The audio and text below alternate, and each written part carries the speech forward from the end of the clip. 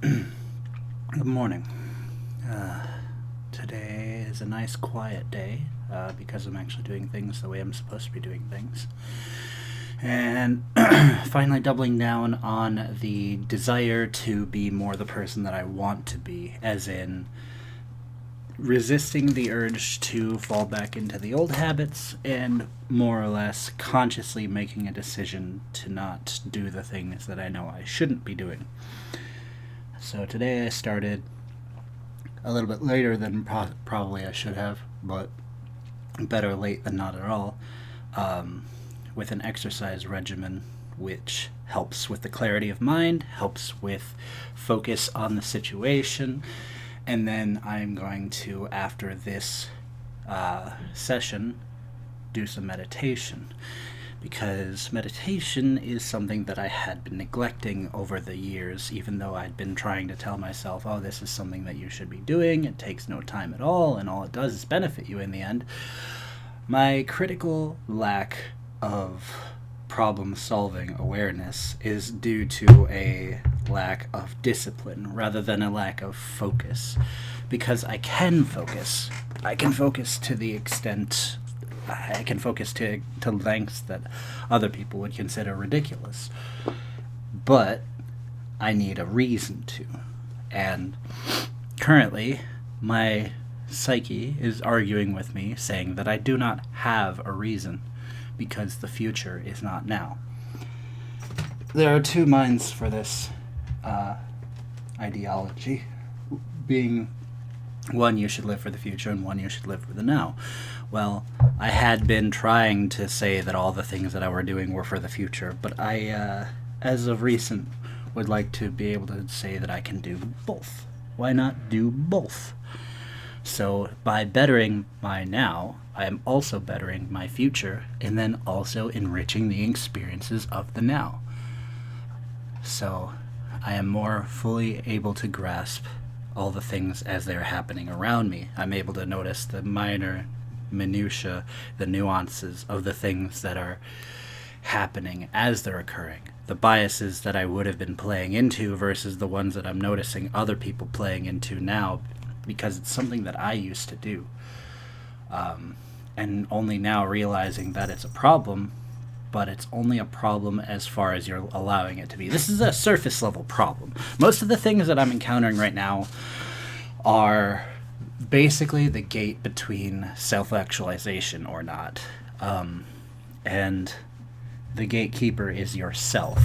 And that's the hardest opponent that you'll ever come across. If you hear this clanging around, there's a kitten in my room and it likes to bother people, but anyway. The difference between the self-actualization or not is the ultimate gatekeeper, which is yourself. So ultimately you can go through life and you can function just fine, or there are those who can't function, but usually there is a disconnect between where you are and where you want to be. And the reason that this disconnect exists largely is usually due to your own psyche.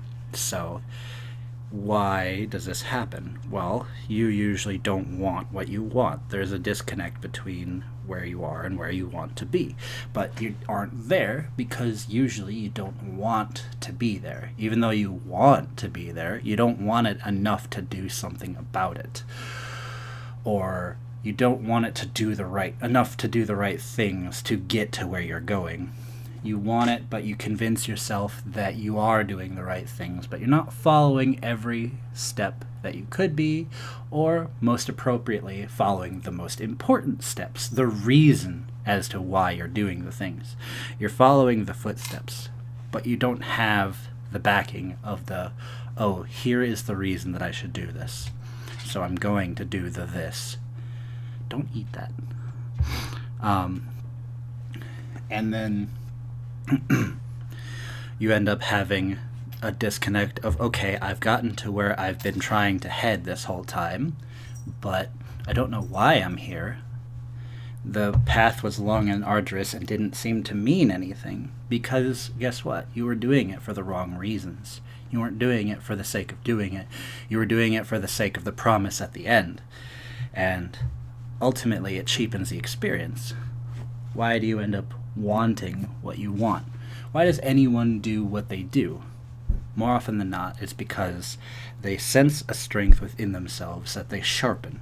So there are typically two types of people. There are those who are more or less a master of their domain, and then there are those who are a master of their version of reality, as it were. The ability to express yourself upon the planet, whether it be through a force of being something powerful in one domain, or being able to properly function in all domains. These are the duality of man, functionally speaking. You can be the best of everything that you can be, or you can be the best of one exact thing specifically.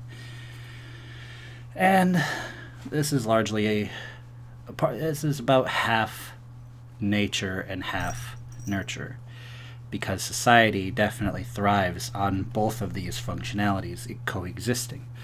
We need specialists, but we also need people who can do just about everything. Although more and more these days there is a learned helplessness being pushed upon people, because guess what? Then we can sell them back the ability to do the, quote, everything that they would normally be able to do. This then creates an economy of all the specialists helping the other specialists, and so the money doesn't go anywhere. Whereas if you have a bunch of helpless people, guess what? All the specialists get the money.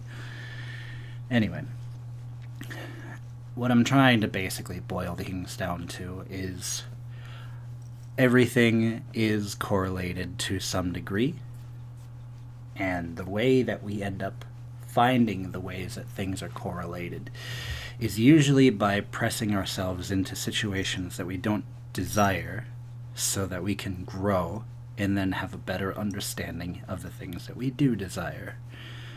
Or at least that's my understanding of it.